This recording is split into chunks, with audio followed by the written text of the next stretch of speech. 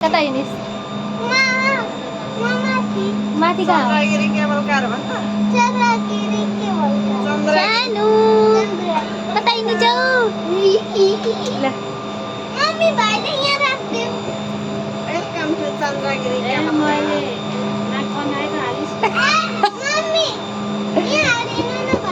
ल कार ढोका लाग्छ केबल कारमा चढिएछ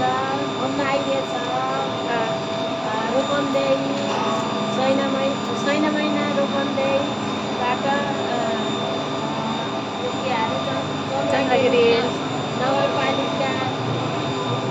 चन्द्रगिरी नगरपालिका चाहिँ हो थानकोट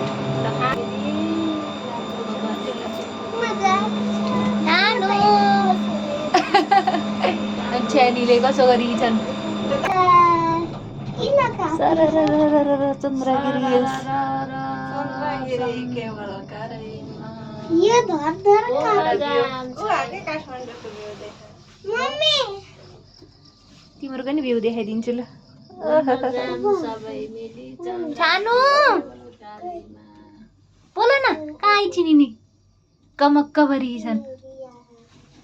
हेलो गाइस यता हेर्नुहोस् देखो गाइस देखो गाइस हजुरहरू म त केबुल कारमा चन्द्रगिरी जान लागेको हजुरहरू कहाँ जानुहुने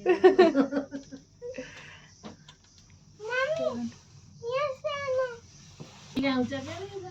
अविरल भाग्यमा नि कति केबल कार छ हामी यत्रो हुँदा केबल कार गाडी पनि चढाएको थिएनौ यता हेर त अभि विन्ता आन्टीलाई हेर अरे भिडियो युट्युबमा हाल्छ ओइ अभि तिम्रो युट्युब बन्छ नि त फेरि हो ओ विन्ता आन्टीको युट्युब छ मेरो युट्युब च्यानल छ त अहिले साँझ देखाउँछ हैन युट्युब च्यानल पनि छ युट्युबमा राखेसी हजुर चन्द्रगिरी चढ्दैछौँ केबल कारमा छौँ कति रमाइलो गरिछन् यिनले छ्यानी 8 बजार बल्ल पुग्नु 6:30 बजे सकिन्न क्या थकेला केटाकेटी अब खुवाउन पर्यो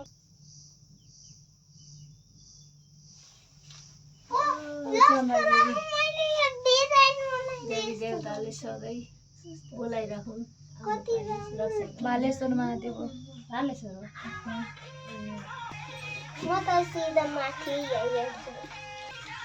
टिकटक बनाउँदैछन्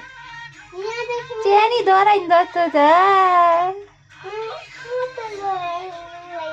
बाटो त खतरा है यहाँ त अब बुढा अनि होला नि के बजार रहेछ यहाँ चाहिँ यतानिर बाटो कति राम्रो हो नि त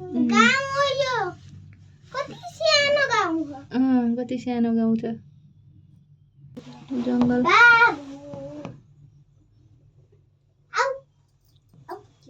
च्यानीले भ्यू हेर्दैछ ल भयो गन देख न गाई च्यानीले हेरिरहेछिन् कस्तो झाडो छ हो पुरै धुँधी लगाइसकेको अब यो कति अँध्यारो हो केही देखेको छैन त्यहाँबाट उता यस्तो जाडो हुने भयो त बाफ्रे अलिअलि त किरा जस्तो देख्यो कस्तो पहाड छ है यो त पुरै यस्तो हिमाल होइन पहाड हो बल्ल आयो नि त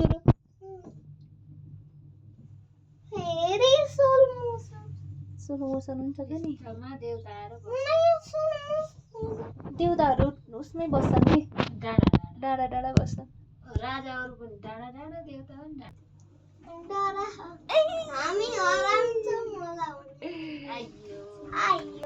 अಯ್यो ढोका खुलेपछि जानु चिसो मौसम